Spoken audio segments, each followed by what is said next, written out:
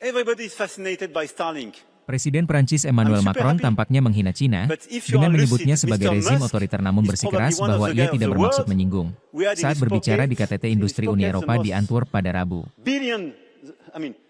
We had $1 billion of the American taxpayers in order to be subsidized. I mean, Elon Musk is first an over-subsidized guy by the federal agency in the US. Good news.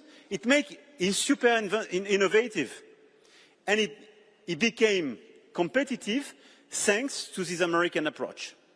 He was financed by public money and private money, but a big bunch of Department of Defense among them. Second, he was preserved by an American preference, if you take the institutional launch for space industry.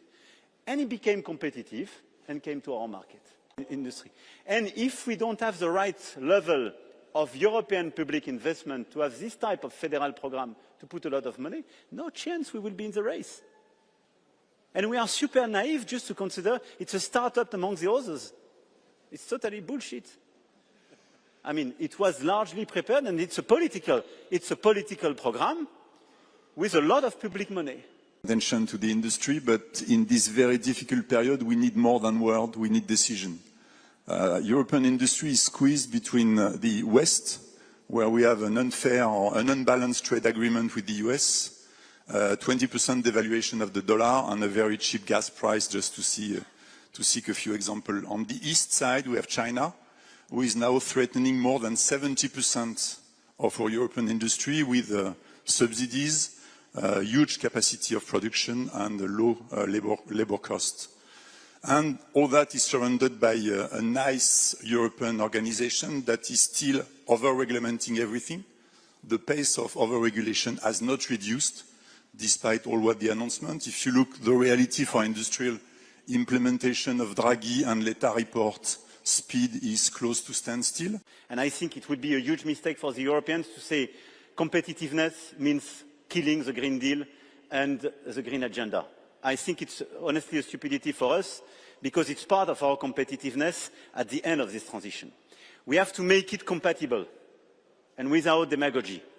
So we should probably, and we have some technicality, which is to front-load all the ETS proceeds and to use them to accompany and to help the key countries we are very impacted, and especially projects to accelerate the decarbonization.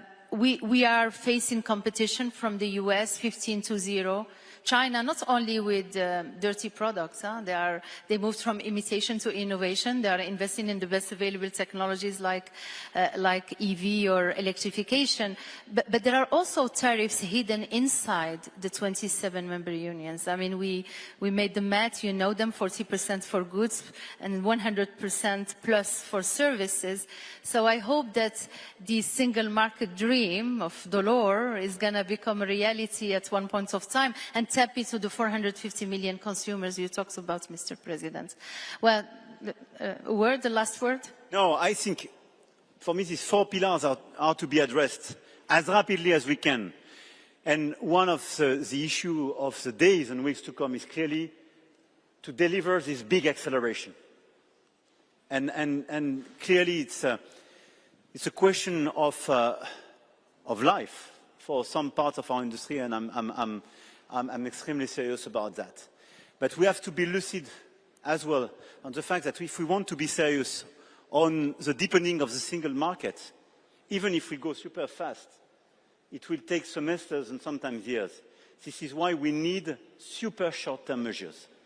Reassessment of some regulations, acceleration on some simplifications, and acceleration.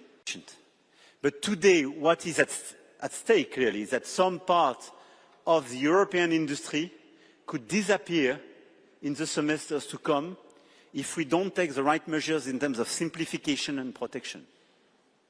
And the de-risking is not sufficient to do so. And the investment is as well a necessity. This is why I really believe, and I will leave you on this very simple message, we need an holistic approach, what I call the speed approach. Simplification, protection, investment, de-risking. The four pillars of speed are the one we need. But we have to speed up as well our approach. Because if we don't deliver in the 3 to 4 months to come, I take your point. I cannot come back to see you next year to say, guys, I have a good news. I'm convinced, I'm on your side, and so on. My credibility will be totally killed. China is an authoritarian regime. I mean, no offense. This is their collective choice. And US is becoming an unpredictable economy and governance for companies and sometimes for countries. At the middle of that, you have the European Union. And it remains a place where rule of law and predictability remains valid. I suggest you to pitch that for your investors. Because if we are able to fix what we are discussing on the short run,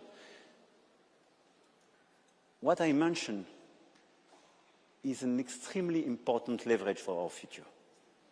Because this is our ability to remain an anchor geography for a lot of investors. Jelajahi cara baru mendapatkan informasi. Download MetroTV Extend sekarang.